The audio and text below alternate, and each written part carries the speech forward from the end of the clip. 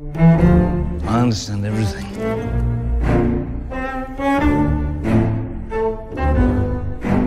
Et si vous vous abonniez à la chaîne?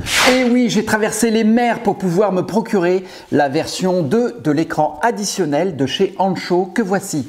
C'est un prototype, il n'y en a que 2 au monde, l'autre est déjà sur le continent américain. Bon, il a déjà servi aux ingénieurs Ancho, j'ai même les traces de doigts de William dessus. Va falloir que je recommande du GHA. C'est donc en quasi-exclusivité mondiale et en tout cas en exclusivité Europe que je vous fais découvrir ce nouveau produit. Alors comme l'écran aux oreilles de Mickey, celui-ci ne plaira pas aux puristes et fans de l'intérieur d'origine de la Model 3. Mais peut-être qu'en découvrant les fonctionnalités, vous serez séduit. C'est le sujet de cette vidéo après le jingle.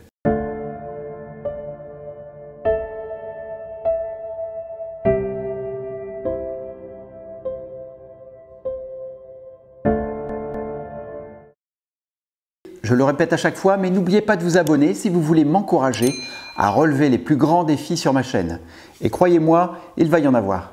Avant d'installer quoi que ce soit, penchons-nous sur les caractéristiques fournies par le fabricant, à savoir Ancho. Hé, qu'est-ce que tu fais là? Qu'est-ce que tu veux? Tu veux me faire des câlins?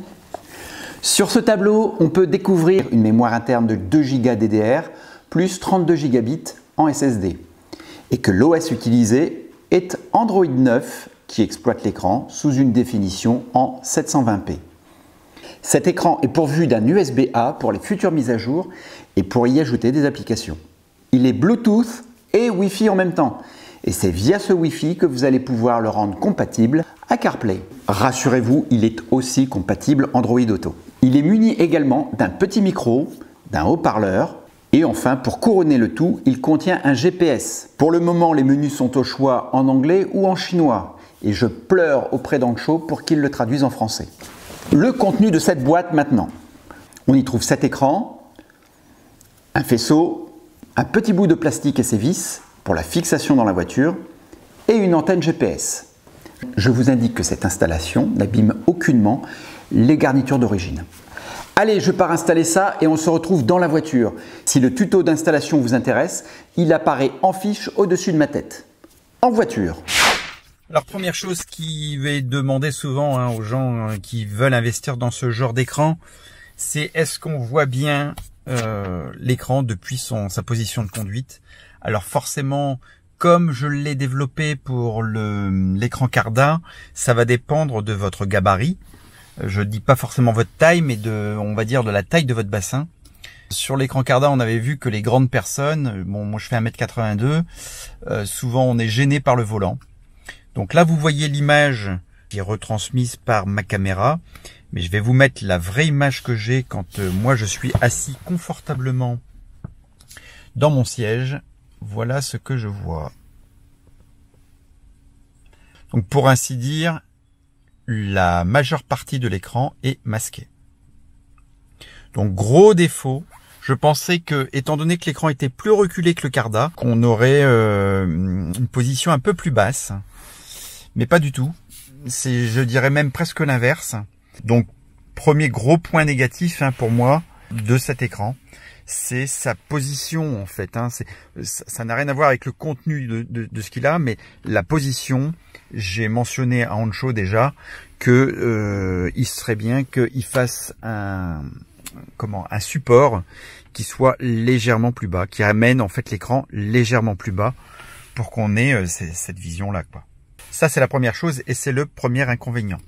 Deuxième chose négative, si on peut dire, c'est les gros rebords de cet écran ici. Vous voyez, il y a un gros rebord, comme je l'ai mentionné déjà.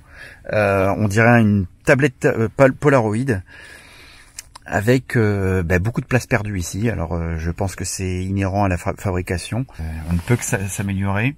Donc ça, c'est le deuxième défaut que je trouve à cet écran, c'est qu'il n'exploite pas la totalité de sa surface. Le troisième défaut, mais c'est un petit peu le défaut qu'on trouve sur tous les écrans avec une surface vitrée comme cela, cet écran est particulièrement salissant. Un peu comme l'écran Tesla, si vous n'avez pas d'écran de protection sur votre écran Tesla, on voit pas mal les traces de doigts. C'est un écran qui est donc tactile. Passons maintenant aux qualités Alors toujours un petit peu en comparaison avec l'écran Carda que j'ai installé auparavant, cet écran retranscrit en fait la totalité des informations que l'on a besoin qui figurent sur l'écran principal, à savoir, vous voyez ici j'ai activé les feux de détresse, alors je vais les arrêter. Donc on voit apparaître les feux de détresse, les clignotants, comme sur l'écran Carda. On voit apparaître ici les feux, les phares, les feux de route, pardon, ici les feux de croisement, les veilleuses. Et chose qu'on n'avait pas sur l'autre écran, ici je vais activer les anti-brouillards. Vous allez voir, hop, anti-brouillard et anti-brouillard arrière. Les deux anti-brouillards sont reportés sur cet écran et là également.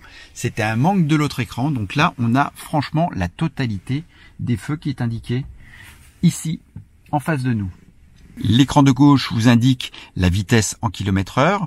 Celui-ci n'est pas encore paramétrable pour avoir d'autres visuels. L'écran de droite, lui, vous indique la puissance. Vous voyez ici, donc on va le voir dans une vidéo en incrustation que on peut voir la puissance développée à l'accélération, mais également la régénération. On constate ici une température de moteur. Vous voyez les moteurs, c'est la batterie plutôt. Donc la température des batteries, ici apparaît à 22 degrés. Je vous mets un petit extrait vidéo que j'ai tourné pour voir l'efficacité de ce voyant. Donc j'ai tapé un superchargeur. Là, je suis en préconditionnement de la batterie. Et vous voyez ici que la température augmente. Température de mes batteries. Donc ça me permet de connaître la température exacte de mes batteries quand je vais à un superchargeur ou quand je sors de chez moi pour savoir si mes batteries sont en condition pour non seulement avoir le frein régénératif, mais également pour optimiser la recharge dans les superchargeurs. Vous voyez, là on monte, on va monter jusqu'au bout, on va voir jusqu'où on va. Voilà, la température est montée là jusqu'à 62 degrés, ça commence à plafonner. Mais comme quoi on a bien l'information qui est mise à jour régulièrement grâce au branchement sur CAN bus. Sur cet écran de gauche, on voit apparaître en dehors du mode parking et du mode vitesse, vous voyez, des drive, je me mets en parking. Donc en dehors de ça, on voit apparaître l'autonomie en kilomètres qui apparaît également ici. Alors si je vous dis ça, c'est parce que c'est une particularité. Moi, j'ai pour habitude de mettre l'autonomie ici en pourcent. Donc ça vous permet d'avoir les deux lectures. Une lecture en pourcentage sur votre écran Tesla et une lecture en kilomètres sur cet écran additionnel.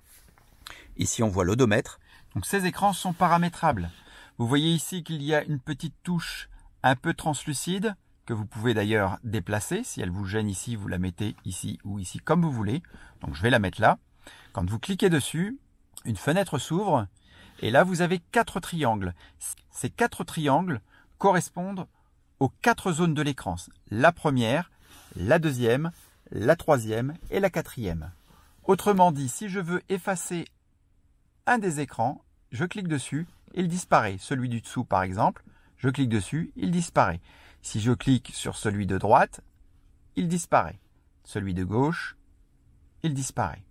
Pour laisser place, ici à un autre menu et ici à la pression des pneus ou à l'horloge si vous faites un slide de haut vers le bas. Voilà, ça passe de l'horloge à...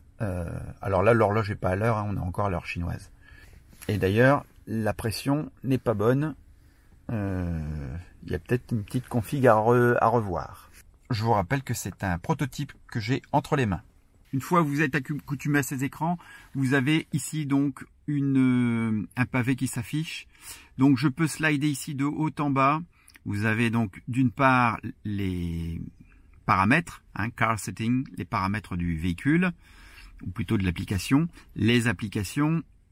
Ici c'est un GPS chinois que je vous déconseille. De toute façon, il ne fonctionnera pas chez vous. Donc, dans les versions futures, je suppose qu'ils retireront ce petit onglet-là. Ici, vous avez l'onglet Screen, si vous voulez l'éteindre. Voilà, vous appuyez dessus. On appuie dessus pour l'allumer. Donc, si vous voulez complètement éteindre l'écran, voilà, j'appuie dessus et je rappuie ici pour le rallumer. Est-ce que ça marche ailleurs? Oui, ça marche ailleurs. Et enfin, CarPlay, le CarPlay que tout le monde attend. Donc là, vous voyez que je le bouge avec la main. Sachez que ça fonctionne et surtout je vous le conseille pour éviter les traces de doigts d'utiliser la molette de droite. Donc ici vous allez voir. Alors voilà, tac, je manipule avec la molette de droite. Et pour rentrer dans quelque chose, par exemple je vais rentrer dans les applications, je clique dessus et les applications s'affichent. D'emblée, vous avez une série d'applications qui ont été préchargées. Alors, il y en a beaucoup de chinoises. Ça, c'est pareil, hein, ça sera évolutif. On va en faire disparaître et puis on va en garder et surtout peut-être en rajouter. Vous voyez notamment ici le ABRP, A Better Route Planner. Et vous avez Sky My Tesla, mais pour le moment, Sky My Tesla ne fonctionne pas, tout du moins avec l'OBD-Link, enfin le module de William Chan. Je vais essayer avec mon OBD-Link MX+. J'ai déjà essayé, mais bon, ça, pour le moment, c'est pas reconnu. Mais ça devrait fonctionner, je l'espère, d'ici quelques jours, voire d'ici quelques semaines. On retourne en arrière grâce à la molette. On clique sur CarPlay.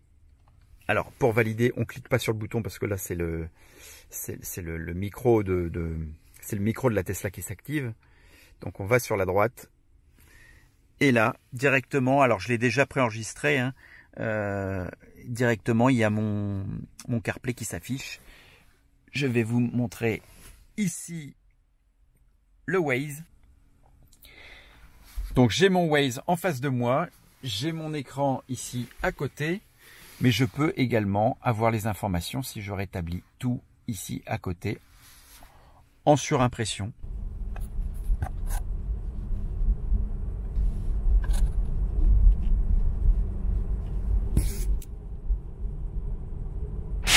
Nous ne rentrerons pas plus en détail pour le moment car il y a encore trop de choses à dire et pour être honnête avec vous, j'attends déjà une mise à jour du produit. Mettez-moi en commentaire toutes les questions qui vous passent par la tête, je les regrouperai pour y répondre lors d'un live. Live depuis la voiture. On y abordera notamment la possibilité d'ajouter d'autres applications. Tiens d'ailleurs, indiquez-moi aussi en commentaire quelles applications vous intéresseraient sur cet écran. En conclusion, je vous donne mon opinion. Ancho justifie la position de son écran par le fait de laisser le flux d'air du ventilateur se glisser par le dessous de l'écran. Qu'à cela ne tienne, mon volant que je mets toujours en position basse masque la lecture de certaines informations et c'est là son plus grand défaut.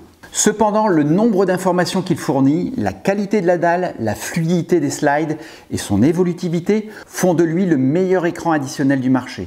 Personnellement, je le garde car je sais qu'il va m'être utile lors de mes déplacements grâce à Waze par exemple ou ChargeMap. Il sera très utile aussi pour mes futures vidéos quand Sky My Tesla sera opérationnel. Vous pouvez d'ores et déjà le commander sur le site d'Ancho, je vous mets les liens dans la description et vous obtiendrez moins 15% avec le code TeslaSteph.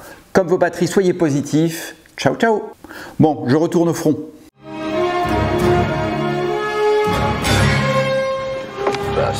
Jump! Push! You're strongest so far.